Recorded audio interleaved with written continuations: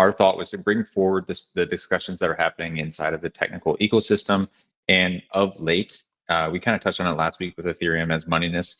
Of late, there has been a huge conversation between Solana's, the Bitcoins of the world, and Ethereum roadmap because it's kind of hazy. So setting this one up in like broadly, the name is like what makes a good L1 roadmap. So the topic itself, Solana has a very actionable roadmap. You may have seen it on the timeline. It's called IBRL, and this is just what Toli has been tweeting a lot. It's called increased bandwidth, reduced latency. Bitcoin's is very simple, right? Digital gold. Ethereum's roadmap, as you've seen, is either a giant chart with a shit ton of stuff on it, or it's like, is it money? Is it world computer? Is it digital oil? Um, and you've seen a lot of pushback between the two camps, now three camps if you include Bitcoin, of like which one is best at one, driving direction for the chain, two, driving like galvanizing, like pulling the community together, and three, coming up with actionable items associated to the roadmap, right? Like if you say like Ethereum, for instance, wants to be money, what do you do to be money? And that is like people don't know. So then it can be kind of anything, and it's up to interpretation. So anyways, just like setting up the two sides. So again, Solana Bitcoin is in one camp where the actionable roadmaps, you have Toli, who's the founder of Solana, who's just been constantly reiterating that like Solana just wants to be fast and cheap, which means IBRL, they've made a little website about it that you just click to it and it's like a big black screen that just says increase bandwidth, reduce latency.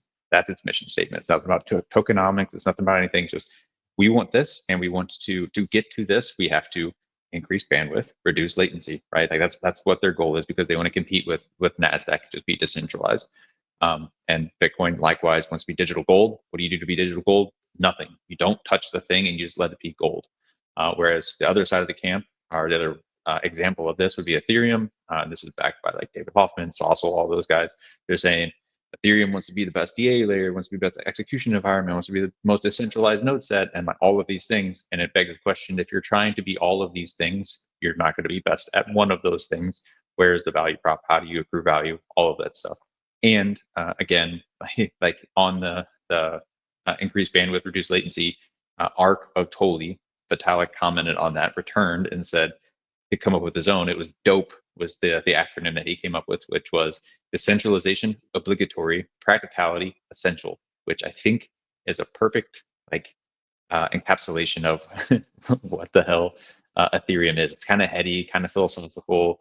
Even with that, like their attempts to try to like distill into a single message for like moving forward, kind of like but anyways, it means it's not confined. It can be anything, which is kind of what Ethereum wants. They want to be able to do anything. It's an open permissionless protocol that anyone can access, anyone can run a node on, whatever.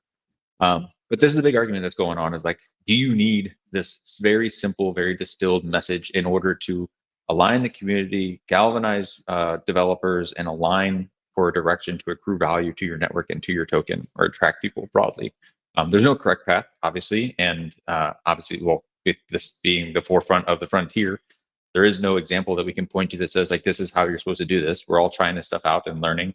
And you saw last week, VCheck, actually, when we brought up the money stuff, you yourself was like, what does that even mean? Do I even want that? Like, it's kind of a questionable thing. And myself, as a technical person, if I'm having to pick a side here, honest, I prefer the Solana approach, and even the Bitcoin thing, even though I don't necessarily agree with like the total direction technically of Bitcoin.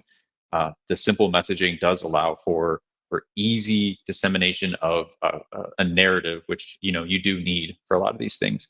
Now, all this stuff won't matter if a couple $100 million gets pumped into the ETF for Ethereum over the next few days. Then the tech looks great, but if we're talking purely with outside of that, I think that's where I align. Interesting. Very, very interesting stuff. Amazing, excellent breakdown, Brad. One of the questions that's been emerging for me when thinking about Solana versus ETH, and well, frankly, all three of them kind of competing against each other at the moment, is the L2 roadmap. How you there's a bit of a discussion, I think, between the ETH community as to whether, like, do you see the ETH L2s in competition with each other? Should they be working together? Are they like states that are united but also in competition? What's the particular stance there? Base's numbers, for example, have been doing fantastically well. Is that bullish for ETH? I actually got into a Twitter fight for with Toli and not Toli, but Raj and a few other people from Solana Foundation, because Solana is obviously doing well. And I forget, I think her name's Lucy, one of the foundation members for Solana. Is like this whole Sol versus ETH stuff, and I'll get to the L2 stuff, but the Sol versus ETH stuff is not going to make it. Like that's not the right narrative. You know, we're all fighting the big corpos outside of the space. Totally just quote tweeted that and said, I'm competing against Ethereum for the best decentralized execution environment. And then everyone starts like, yeah, like why the fuck are we acting like we're not competing against each other? Clearly we are. Like there is overlap between all of these things. Should embrace that, and you should like actually do that. And so that is just going to say that like the politically correct answer is like no. L2s probably are going to say they're not competing against each other. It's kumbaya, one giant Ethereum ecosystem.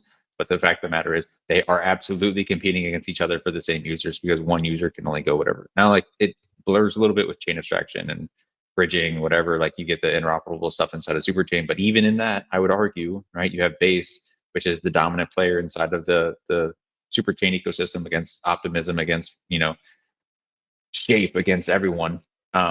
And yeah, one user on chain is going to spend more time in one of those environments. They're going to have one chain that they consider home, where they have like the most of their liquidity, where they do their basic actions, and from there, yeah, like it's a competition.